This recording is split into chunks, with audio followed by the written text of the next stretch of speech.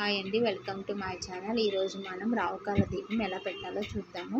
ముందుగా రాహుకాల దీపం అనేది మంగళవారాలు కానీ శుక్రవారాలు కానీ రాహుకాల టైంలో పెట్టుకోవాలి. రాహుకాల దీపం శుక్రవారం అనుకోండి 10:30 నుంచి ఉదయం 10:30 నుంచి 12 పెట్టుకోవచ్చు. లేదు మాకు శుక్రవారాలు కూడా కుదరదు అన్న టైంలో ఈ అమ్మవారి నవరాత్రులు 9 రోజులైనా పెట్టుకోవచ్చు. అలాగే నిమ్మకాయ దీపాలు ఎన్ని పెట్టుకోవాలంటే 2 కానీ 5 కానీ మన ఇష్టము. కొంతమంది 2 పెట్టుకుంటారు, కొంతమంది 5 పెట్టుకుంటారు, కొంతమంది 9 పెట్టుకుంటారు. అమ్మవారికి నవసంఖ్య ఇష్టం కాబట్టి 9 అన్న పెట్టుకోవచ్చు. అలాగే రాహుకాల నవగ్రహాల్లో ఒకటి కాబట్టి 9 పెట్టుకుంటారు. అలాగే రాహుగ్రహ దోషాలు పోవాలన్నా, అమ్మవారి అనుగ్రహం కలగాలన్నా, మనలోని భయాలు పోవాలన్నా ఈ రాహుకాల దీపం అనేది పెట్టుకుంటారు. అయితే ఈ రాహుకాల దీపం ఎలా పెట్టాలంటే ముందుగా ఇస్తరాకు తీసుకొని వాటిని శుభ్రంగా పరుచుకొని పద్మం ముగ్గు వేసుకోవాలి. ముందుగా నిమ్మకాయలు శుభ్రంగా కట్ చేసుకొని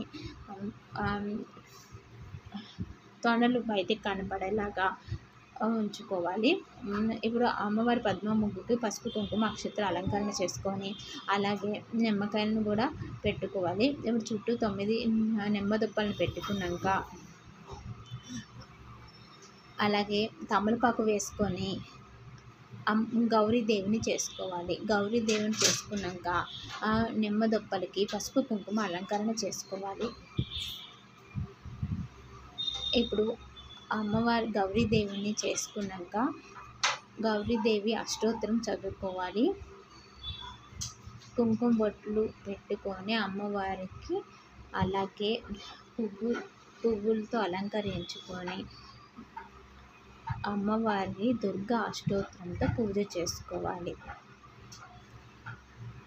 ముందుగా నిమ్మకాయ దొప్పలకి పసుపు కుంకుమ అలంకరించుకున్నాక మనం దీపాలను ఆవు నెయ్యితో కానీ నువ్వుల నూనెతో కానీ అష్టమూలిక తైలంతో కానీ వెలిగించుకోవాలి.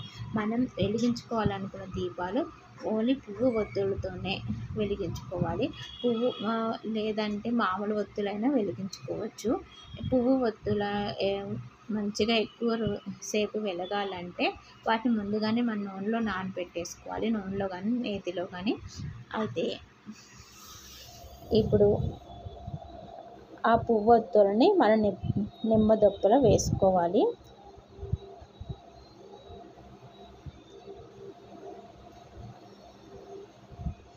ఇలా 2 చొప్పున ఒక్కొక్క ప్రమిదలో పెట్టుకోవాలి. అదే మామూలు ఒత్తులు కూడా అలానే చేసుకోవచ్చు. ఇప్పుడు అన్నీ వేసుకున్నాక అగరబత్తితో కానీ మనం ఏకవత్తితో కానీ వెలిగించుకోవచ్చు.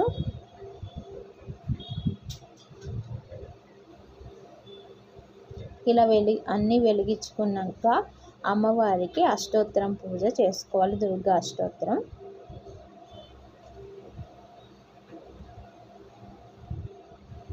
దుర్గా అష్టోత్తరం చదివాక మనం అమ్మవారికి ఏదైనా ఫలం నైవేద్యంగా పెట్టుకోవాలి. ఫలం ఉంటే ఫలం, లేదంటే బెల్లము, లేదంటే కొంతమంది అయితే ఎర్రని పండు పెట్టుకుంటారు. అలా అయినా పెట్టుకోవచ్చు.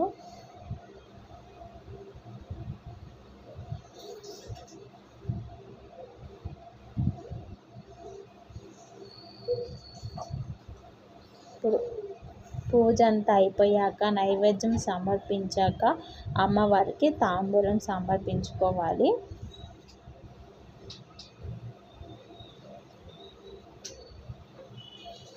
తాంబూలం సమర్పించుకున్నాక అమ్మవారికి హారతి ఇచ్చుకోవాలి.